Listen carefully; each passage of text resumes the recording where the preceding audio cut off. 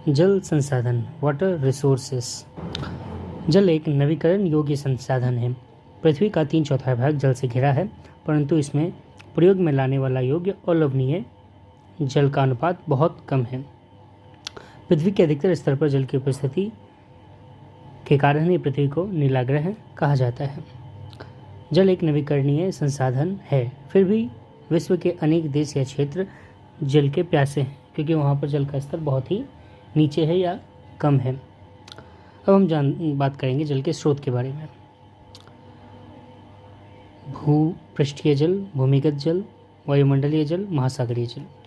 महासागर सबसे बड़े जल संग्रह केंद्र है, इसी कारण इसे जलधि भी कहते हैं। विश्व में जल के कुल आयतन का 96.5% से 97% जल महासागरों में पाया जाता है और केवल 2.5% अलवणीय जल है, यानी कि पीने योग्य पानी है। भारत विश्व की दृष्टि से 4% हिस्सा प्राप्त करता है अलवणीय जल का, पीने योग्य पानी का। भूपृष्ठीय जल। धरातल पर भूपृष्ठीय जल का मूल स्रोत वर्षा है। वर्षा का लगभग 20% भाग वाष्पित होकर वायुमंडल में चला जाता है। कुछ अंश भूमिगत हो जाता है, जबकि अधिकांश भाग नदी, नालों, झील, तालाबों इत्यादि में भी मिल जाता है। शेष जल सागर एवं महासागर में मिल जाते हैं और ये सभी भूपृष्ठ पर पाए जाने वाले जल भूपृष्ठीय जल कहलाते हैं। भूमिगत जल। वर्षा जल के धरातलीय छिद्रों में रिस कर कठोर शिलाएं आवरण पर जमा जल भूमिगत जल कहलाता है। भूपृष्ठीय या भूमिगत जल रिसकर बड़े मात्रा में भूगर्भ में एकत्र हो जाते हैं। इस प्रक्रिया से एकत्रित जल भौम जल के नाम से जाना जाता है। अब हम बात करेंगे जल संसाधन का वितरण के बारे में।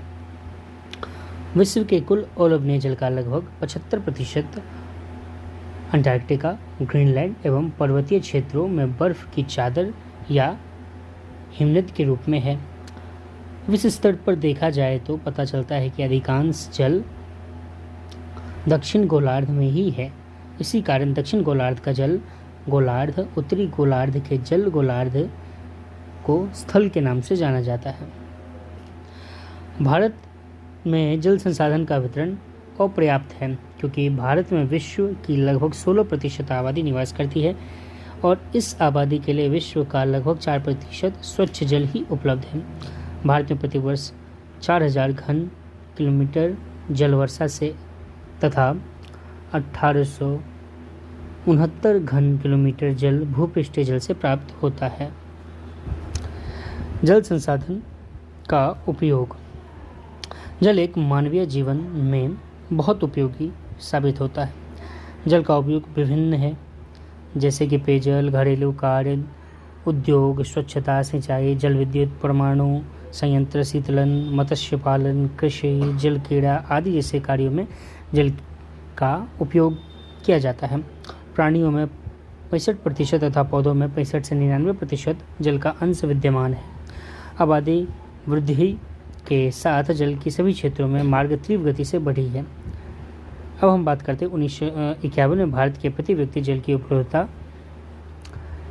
5177 घन मीटर थी। 2001 में यह 1829 घन मीटर हुई। 2025 तक 1342 घन मीटर होने की संभावना है।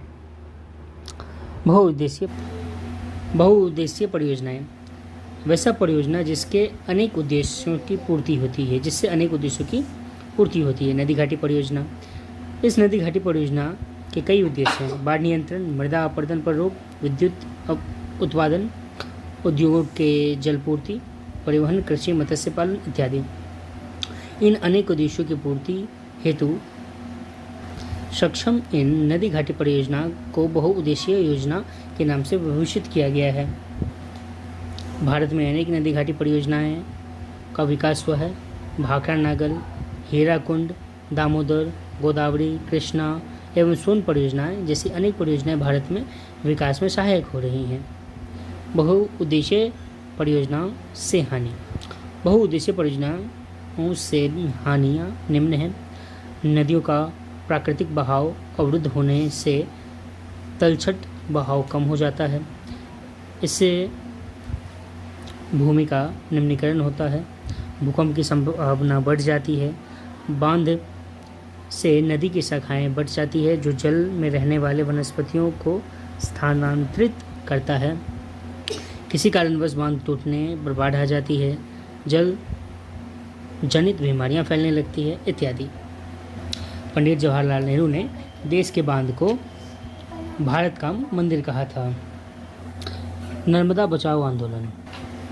नर्मदा बचाओ आंदोलन एक गैर सरकारी संगठन है जो स्थानीय लोगों, किसानों, पर्यावरणविदों, मानव अधिकार कार्यकर्ताओं को गुजरात के नर्मदा नदी पर सरदार सरोवर बांध के विरोध के लिए प्रेरित करता है। नर्मदा नदी पर सरदार सरोवर बांध बनाने के विरोध में चलाया गया एक आंदोलन है।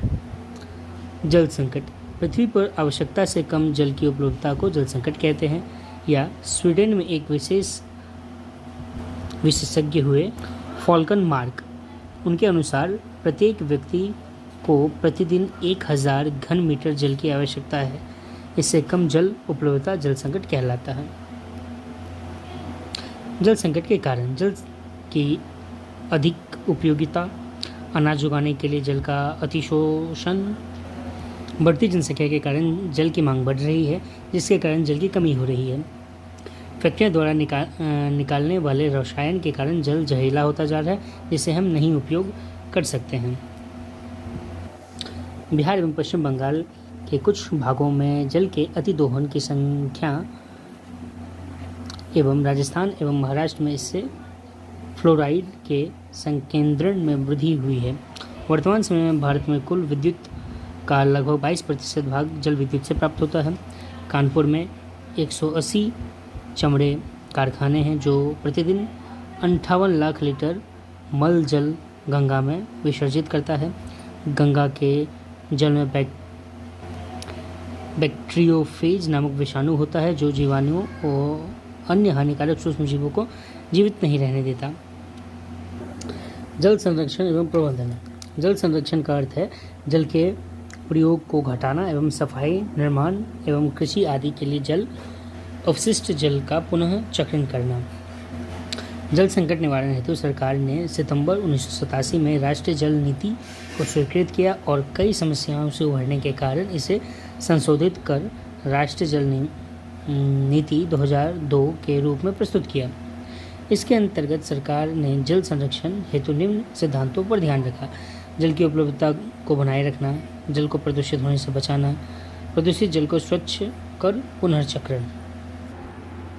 जल संरक्षण की विधियाँ: भूमिगत जल की पुनर्पूर्ति, जल संभर प्रबंधन, तकनीक विकास।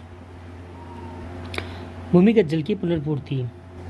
पूर्व राष्ट्रपति डॉक्टर APJ अब्दुल कलाम ने जल मिशन के संदर्भ देकर भूमि जल पुनर्पूर्ति पर बल दिया था।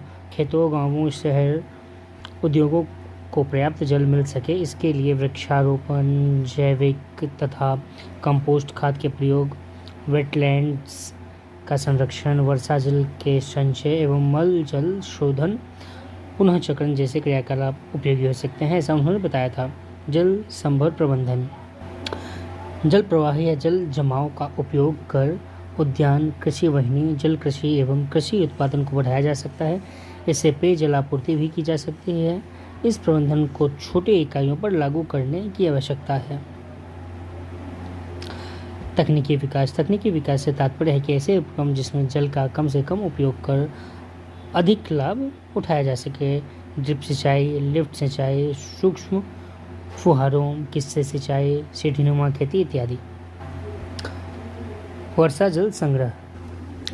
वर्षा का अधिकांश जल जमीन में प्रवेश नहीं कर पाता और बेकार में वह बह जाता है। इस बर्बादी को वर्षा जल संग्रह के द्वारा रोका जा सकता है। वर्षा जल संग्रह से जमा हुए जल को भविष्य में इस्तेमाल भी किया जा सकता है।